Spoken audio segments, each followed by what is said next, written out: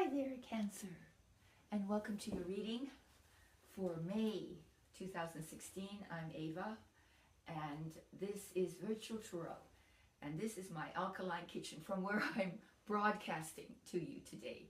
Due to the fact that the sound in here perhaps is a little bit better, so I don't get as many complaints about the sound. I'm trying to work on correcting that. Now, Cancer, if you're new to the channel, what I do is I forecast via the magic of the tarot, the magic of its symbolism and its deep wisdom, to give you a glimpse into, to give you some foresight into the upcoming month, help you prepare, forewarned, forearmed. That's the motto here. And before I begin at all, I'd like you to please, at the end of the video, at the end of the reading, I would like you to stay tuned so that I can give you several announcements, but more specifically, ask you to help me with something out there, my sweet viewers. And Cancers tend to be very good with technology, even though they are heart-centered. And I just want to talk with you about what I need. And so let's just start. I do a 4-card spread. That means that there are 4 positions, 4 card positions. The first card represents the overall environment, energy of the month, describing basically how the month is going to flow. The second is your challenge, that element, emotional or otherwise, that will challenge you. And the third is the unexpected, which can often be very interesting. And then, of course, the last one is the outcome, or it describes the energy at the end of the month, leading us out of the month into the next month, which would now be June of all things. This, I say it every year, it just surprises me how quickly time passes. And so, let's begin. Last month, Scorpio, pardon me, no, Cancer. And I was thinking about Scorpio because there's scorpionic tendencies in the reading. In other words, there's a deep emotional flux. There's sometimes a retreat from a difficult situation, or trying to make the peace, to create peace and harmony in your environment. So to take the elements of what you have and to try to rearrange it and make peace, harmony. So that was how it went. So let's see how it goes next month. Oh, and I would advise you, if you haven't seen the April reading or listened to it, please do so. It helps to give a clarity to what's going on moment, because this is done in April. I'm doing this in April, and you might be listening to this in April, so it helps to sort of weave a more fluid story. So let's see. In the position of the overall energy or environment of the month, it's interesting. Scorpio, see, it's the moon in Scorpio, which is the high priestess. There she is in all her nobility, the nobility of the subconscious mind, the power of the subconscious mind. You see, this is the moon in Scorpio, meaning that the lunar subconscious mind is united with the powers of the subconscious mind. You see, the powers are the scorpionic part, and of course the lunar is the moon. So moon in Scorpio. I like to weave together both the astrological and the tarot symbolisms. And they paint a much more rich picture that way. The power it's speaking of is the power of the passive. The Gandhi-esque kind of power, where you resist by not doing, by not participating in the battle, by not engaging in the mayhem, but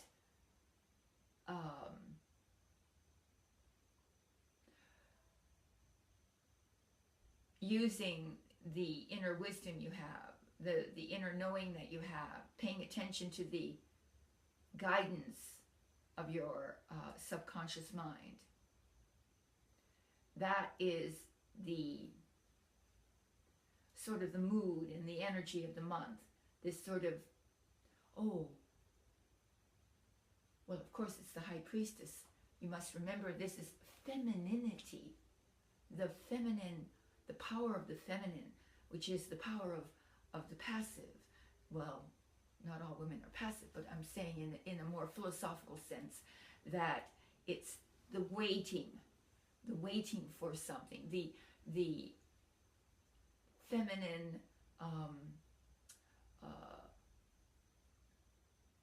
that power of knowing and attracting to you what you need, as opposed to you going out aggressively and going to get it. That's what it is. Sort of through the charm and power of your magnetism, you attract to you what you need. So it's placing the feminine within you, the power of the feminine, the power of the subconscious within you on, like on a throne. And that becomes from where you rule. You rule with your femininity, even if you're a man. Cancers can be very, very maternal, very beautiful people. They nurture, they protect, and they wait. They know how to wait. And so this is that. Now,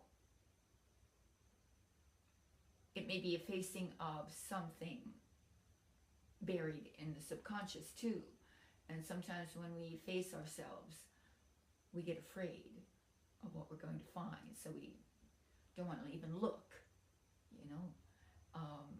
But if we do look and we get past our fear, then what's inside of us, it can be very revelatory and very real and very beautiful. So there might be some sort of inner searching going on to come up with what it is in your subconscious that you really want. What's there that's hidden. That might be an aspect of it too. That's it. Let's just move on here. All right.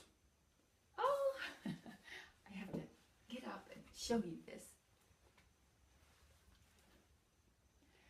Here pardon me, you need light.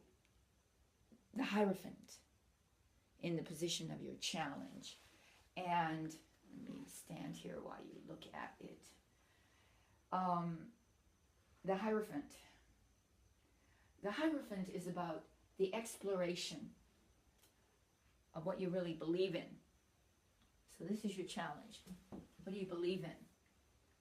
Are you living by those beliefs that you hold to be true? Or are you compromising? That could be one element of it. There's also perhaps a challenge of learning some dogma, some traditional information, fitting in to a traditional structure of some sort. That could be also perhaps your challenge is the study of that tradition that you're trying to incorporate within yourself. Maybe the challenge is to become a member of an organization, be that a corporation, a church, a school, but where do you fit? How do you fit in? And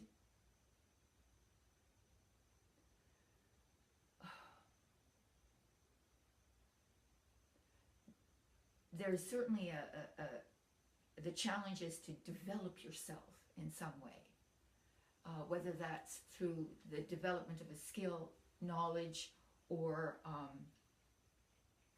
the ability to assimilate into a given structure might be your challenge. So I want to move on. We have in the position of the unexpected, we have a wonderful card. Can you see? It's the Ace of Wands, upright. And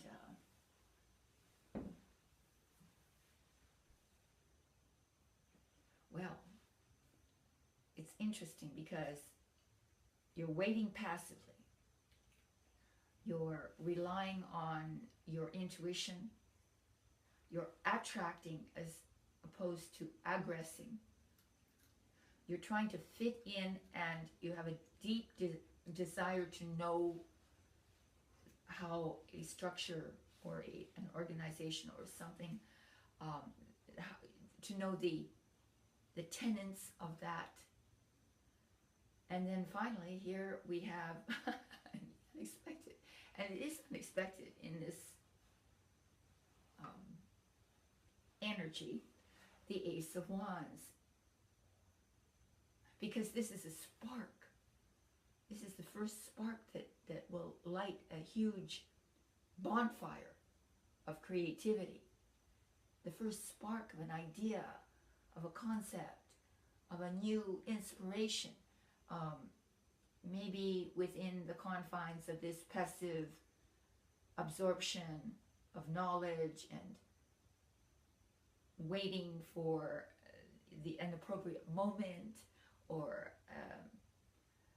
manipulation of your environment, not through will or aggression, but through simple deep desire and a flowing with the moment as opposed to pushing it. We have the Ace of Wands appears, and there's a strong feeling that arises within you that some new idea or some new concept, something that's just been conceived can actually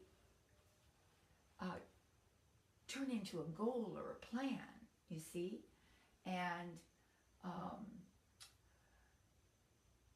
this gives you a deep desire to create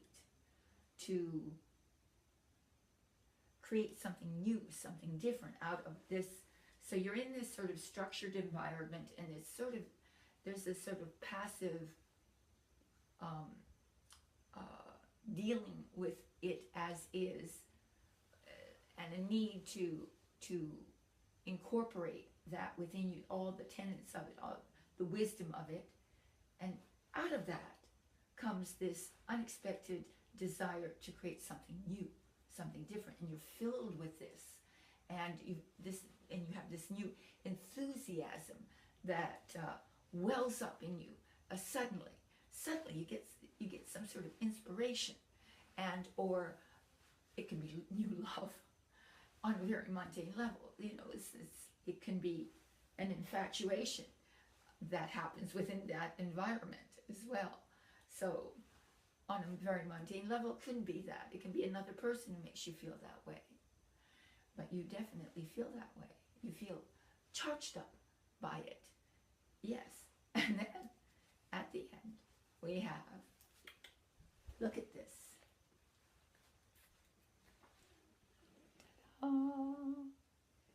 This is the Two of Pentacles. This is finding new direction. This is a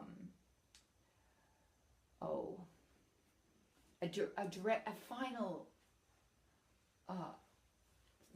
a sort of a materialization of something. Things whip up at the end, you see, because you have to be at home with change. You have to let change happen. You have to be very flexible, because you're going to be maybe even applying your material resources towards that idea, perhaps. And there's loss and gain. So money comes in, money goes out, perhaps. You lose something, you gain something, but you have to be good with the sort of ups and downs of it, and kind of stay agile, stay balanced. But it's material growth and expansion, and you're trying to grow materially. So this might be the acquisition of another job.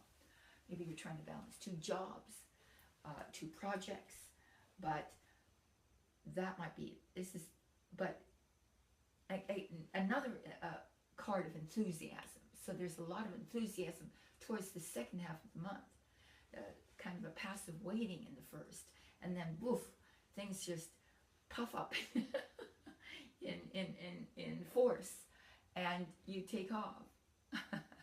So, or life takes off, and a seed idea takes shape, but you might be having to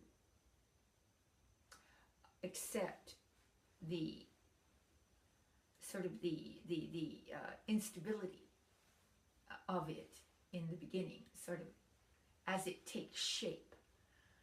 But really, that's growth. Growth, you grow a few petals and some fall off, and the next day you grow more and they fall off, and you grow more, and this is the natural progress of life. It includes death, meaning it includes the loss of things as well. So that's what the card is about. It's about this, the fluctuations of life and tremendous change taking place at the end. So things whip up at the end, and but you're grounded in a sense of yourself. You see a deep sense of who you are in the High Priestess.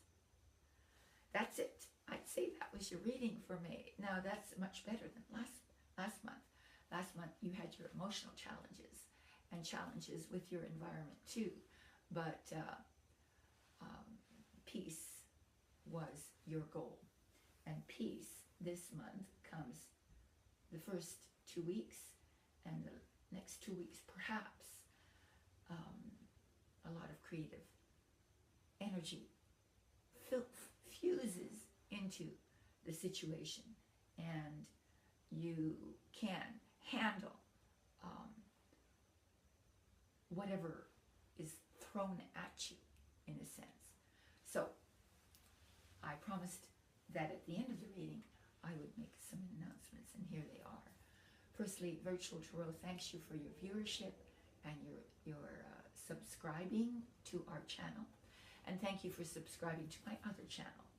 I am a yoga I have a master's certification in yoga. I've been teaching yoga most of my life since I was 20. And so I have another channel, Ava's Total Health, which will bring it right up, and Fitness Solutions. And in that I have also the Alkaline Kitchen, this kitchen, in which I teach you how to cook with the concept of a vegan alkaline diet the diet that heals, the plant-based, non-hybridized diet. Now, that's it. At Virtual Tarot, we have several vehicles where we can help you even further. And one of them is the personal reading.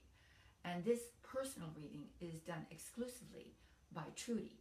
And she might hire a staff of people eventually, but I think she's doing that herself at the moment, maybe with the help of Parker doing Skype readings.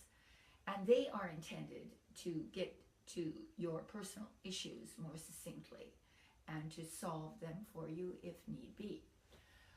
I, on the other hand, pardon me, and therefore, I keep forgetting that there are links below. So there are links below that you can link to the reading and choose the one that's appropriate for you.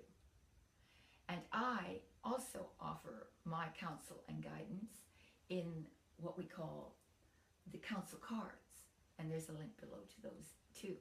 And that is about taking this particular 4-card spread and giving it a deeper spiritual meaning, not a street meaning, not an everyday mundane meaning, but a meaning that you wouldn't glean from it at first glance. And this helps you in many ways to understand the process that's taking place on the outside, because your environment is always a reflection, a mirroring of what's going on inside of you. So I try to help you by reinterpreting these in a deeper, more like a deep psychological way. And then at the end, I add a counsel card from the major arcana of the tarot deck. And the tarot deck has 22 cards that represent the entire psychological and psychic conscious evolution of mankind. And from there, we glean the counsel of our higher spiritual guide. And every family has one, every individual has one, and every sign also has one.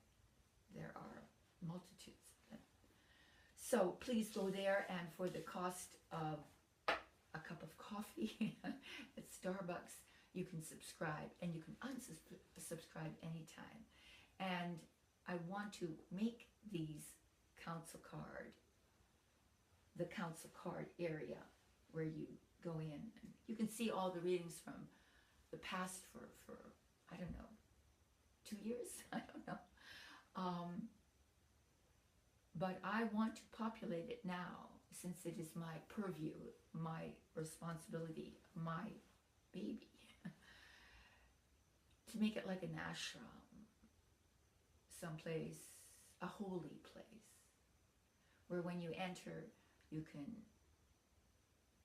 receive the counsel of the counsel card, or you can also receive other kinds of counsel, which I will populate the site with as I go, and they'll be cumulative, so you can come in and choose which one you want to listen to, and which one you need, and they'll be appropriately titled. And so I want to thank you for your support in that. And finally, I'm glad you waited. And I only want the most patient anyway to help me. I have lost my tech guru, Trudy, to other projects, and we've had to sort of divide our tasks, as you can see. And so consequently, what I'm doing is I'm asking you out there in the world if you would be kind enough to help me, particularly with the counsel card, because that's now what I am responsible for, but I'm not technically very savvy. I'm a philosophical sort of person. And so what I need is someone who would be able to take an audio file and make it into an FLV file and upload it to my streaming video provider, and to do so once a month, 12 videos. And as I develop this even more, of course, and also to help me with other projects like websites and things like that. So if you would be kind enough to email me at avatrudy@yahoo.com, we'll talk. Send me your resume and why you would like to help me, and hopefully you're a spiritual type of person, because that would help too. We would resonate together. So thank you very much for sticking this out, and I'll see you next month, Cancer. All my